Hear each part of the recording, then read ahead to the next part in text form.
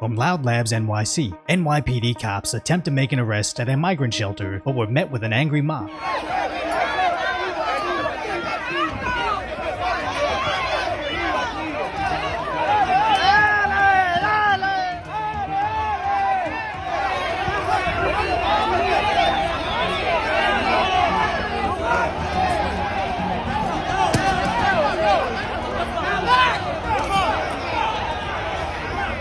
As New York City cops constantly getting stomped by migrants wasn't bad enough, apparently they're now getting slashed with machetes, where we obviously can't show it here.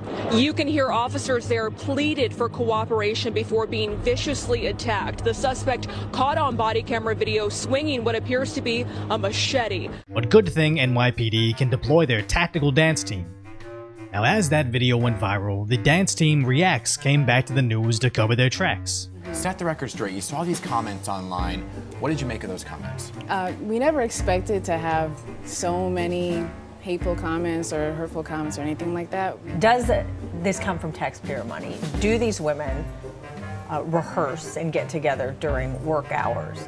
No, we don't use any department funds or taxpayer dollars. As I also was one to poke fun at the absurdity of police dance routines while the city welcomes in third world levels of crime. But I completely understood that these competitive cop teams are something they do outside of government spending and their abundance of free time, as cops typically work 312s, which is 3 days a week, 12 hours a day. So who are they talking to when they're clarifying that their jazz hands aren't paid for by the tax man? Apparently it's Democrat Congresswoman AOC, as she complained to over 13 million viewers how many school music programs got defunded for this. Which makes me wonder how many school music programs would the taxes from an Amazon facility fund in her district. But I guess that doesn't matter because she already chased that away. But AOC not understanding how her local government spending works is on brand, if you understand she's not a politician as much as she's an actress playing a role. In 2017, a group called the Justice Democrats held auditions for potential congressional candidates. Back in 2016, we put out a call for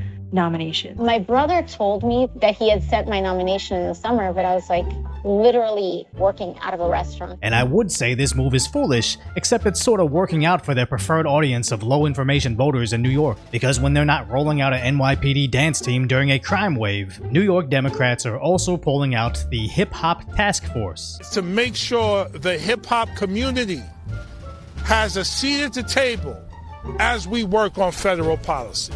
So when it comes to Americans facing crime and injustice in New York, you get cops that can pop and lock and hip-hop getting recognized in Congress. But if you're a non-citizen in New York, you can get $10,000 on a debit card, which is the ultimate slap in the face because every single tax-paying American I know could use $10K in relief, but apparently if you're any of those three things, you won't get it. That's why it's great we have the sponsor for today's video, PDS Debt. So I know it's hard to admit, but I think everybody accumulates a little more debt than they should in their life. And sadly, I can speak from experience, as it can slowly spiral out of control when you combine medical bills, car loans, and most painfully, self-inflicted credit card debt. When I remember just missing one payment on a credit card and suddenly my interest rate exploded to nearly 20%, to which I really wish I could have consolidated everything into one low monthly payment. But now PDS Debt is offering Decoy Voice viewers a free debt assessment, where in just 30 seconds you can learn how to consolidate credit cards, medical bills, personal loans, and even debt already in collections. And even people with bad credit can save thousands in fees and crazy interest rates and pay down your debt in a fraction of the time. So check out the link in the description for pdsdebt.com/decoyvoice for your free debt analysis. That's pdsdebt.com/decoyvoice to consolidate your debt today.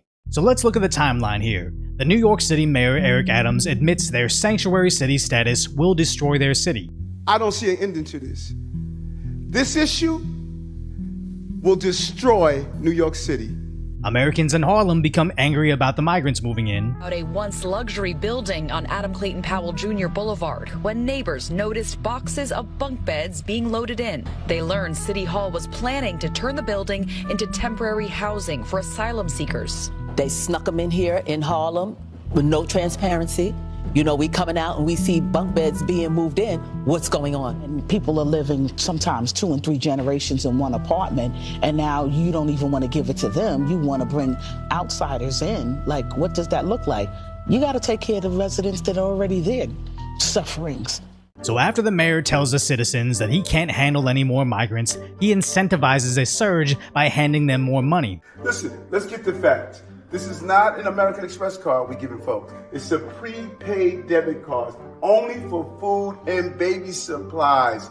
Avoids food waste. People are not throwing away food because they're getting the food that they are buying and what they want. Saves more than 600,000 taxpayer funds a month, which equals $7.2 million a year. They are getting an average of $13 a day per person. It's saving us bucks, even 50 cents. Agreed. It's always so insane to me how much Democrats lean into hoping that you're an idiot. Just because he says some rapper thinks this is a good idea wouldn't make me more comfortable with 50 million of our tax dollars being spent on something that shouldn't be happening in the first place. As apparently they don't know who's receiving the money, no restrictions on the people it goes to, and no way to control fraud. Because when Adams claims it's not cash, it's a debit card to be spent like food stamps, it's like he's willfully ignorant to how criminals can defraud these systems. Whether they're selling the cards in front of a grocery store, or buying bottled beverages and pouring them out in the parking lot and exchanging the plastic or cans in the back for cash, or even easier, and just using the cards as currency amongst each other to pay for other things. But Adams' reasoning for allowing this sort of fraud is that he doesn't want to waste food. He keeps framing it as cutting costs for New Yorkers, but simply refuses the easiest way to save their tax dollars. Repeal the sanctuary city status and allow ICE to deport anybody they don't have the capacity to support without further funds. No more 10 million on cash cards, 7 million on luxury hotels, and not a single American cent is spent on anything other than sending them away. Does this sound callous? Absolutely, but we don't live in a Disney movie. These migrants are suffering in the streets, selling themselves on the streets, dying on the way here, dying when they get here, and pretending you can solve it by spending money that you don't have just incentivizes more suffering. Not only on the migrants, but on the citizens having their resources diverted towards people they can't possibly support. And when New York City inevitably loses the average tax-paying citizen, there will be nobody left to fund those food stamps. As average everyday Americans can't even defend themselves while at work in NYC, business owners can no longer afford the city. I now this morning got a list from my controller to tell us the tax annual assessments and values. Some of them are going up from 10 to 15%, all the way up to 60, 75%. Everybody in New York City is affected because I have stores here, supermarkets here, that they're gonna go up $12,000, $14,000. And now even billionaires are afraid of this liberal utopia. I would never invest in New York. In development in real estate right now, the hottest asset class is very high-end data centers. Create 400 jobs, 5 more jobs for each of one of those for auxiliary services. I can't go to New York. We're talking billions of dollars here. Do you think any foreign institution or any private equity firm or any pension fund would touch New York?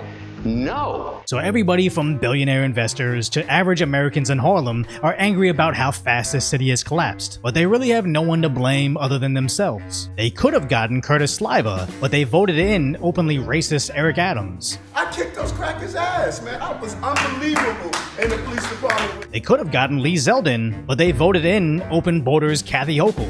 We say you are welcome here. You're welcome with open arms, and we'll work to keep you safe. We'll not only house you, but we'll protect you. Who now seems to have changed their tone on this. Now, it would be one thing if these New York Democrats admitted sanctuary status is a massive mistake for their citizens, allowed the feds to get in and begin enforcing the law, but then they would never get elected again. But why would they sacrifice their political careers when it's easier to sacrifice the people? Because when they ship away migrants from New York, it's not to their country of origin, it's Utah. We know that there are some migrants that arrived from a New York City shelter this week. They actually told us that the shelter paid for their plane ticket. Are you aware of this, and is this a concern? You know, deep red conservative Utah. And I'll never understand the mentality of the left villainizing Republican-run states as they're somehow evil for not simply opening their borders. Because when these so-called sanctuary states are propositioned with actually providing sanctuary, no, Martha's Vineyard won't have any of that, and they always seem to ship them off to those same evil conservative areas. Now, as Texas finally secures their border from seemingly exclusively military-aged males, Bill Malugin from Fox shows us that the cartels have found the sanctuary state of California is wide open for migration. One of the reasons why people from all around the world are picking this spot because the border wall right here just abruptly ends. The migrants were able to climb up here, and once they step foot right here, they're in the U.S. That's all there is to it. Where are you from? Syria. Syria? Syria. What's your name? MacLeod. MacLeod? Why'd you come to the U.S.? So I did find it peculiar that these migrants are wearing brand new apparel from 511 Tactical, but with the proposed Courage to Serve Act, it all makes sense now. There is no higher honor than serving your country in uniform. Called the Courage to Serve Act, this bill would offer qualified and vetted migrants an expedited path to citizenship if they serve in the military. And as all these military-age males are allowed to flow freely into our country, combined with our own military's recruitment failures year after year, it just seemed like an odd coincidence, but now they're openly admitting it with the Courage to Serve Act. And while this might not open the doors for foreign fighters in our military, this would be step one in doing just that, which is already backfiring as we just found 2 Chinese sailors serving in our Navy were sending secrets back to China, and it wouldn't be as big of an issue until MacLeod discovered a 4,000% increase in Chinese citizens crossing into the country.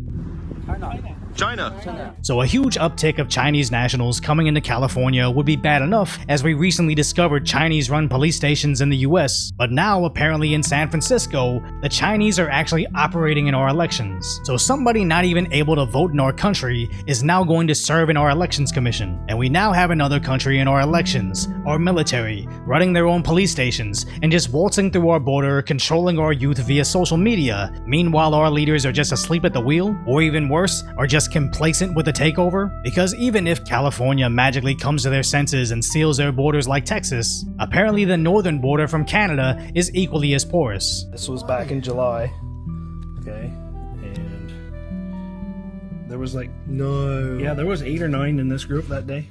And what's Biden doing? Posting stupid stuff like this, suggesting it's Republicans' fault for not securing the border, saying congressional Republicans wanted a security bill, but then didn't want a border deal, then won't pass that border deal. Meanwhile, Damon Shaw reached a bipartisan deal and is just waiting on the Republicans. Yeah, maybe it's because nobody wants your garbage deal that sends tens of billions more of our tax dollars to go fund both sides of an overseas conflict that most Americans want nothing to do with. And then claiming he's waiting for Republicans is nonsense, as he could close the border today, but he just refuses to do it until he can get his special interests paid. Not to mention the so-called deal guarantees at least 1.5 million more migrants annually, which only exacerbates the issues in places like deep blue New York City. But at the very least, all we want Biden to do is to stop meddling with the border states controlling their issues. When Arizona implements a shipping container wall or Texas builds a buoy barrier, just stop suing them to take it down. Not to mention the fact that he's complaining about Republicans taking a 2-week vacation. Meanwhile, he's averaging a 3-day weekend since being elected and working mainly half days. So it's bad when Biden does it, it's bad when House Republicans do it, and quite frankly, I think 99% of politicians are garbage too. As when I work somewhere currently facing a crisis, let alone 5, we couldn't leave the workplace until it was resolved, and we definitely didn't treat the people paying our paychecks as an annoying afterthought to how we spend their contributions, and would never follow the leadership of a man whose biggest concern is making it up 7 steps alive. So if you appreciate my concise, light-hearted commentary on the tragic status that is today's reality, hopefully I've earned your subscription, then go check out the video on how Tucker Carlson is finally getting his revenge on the mainstream dinosaur media.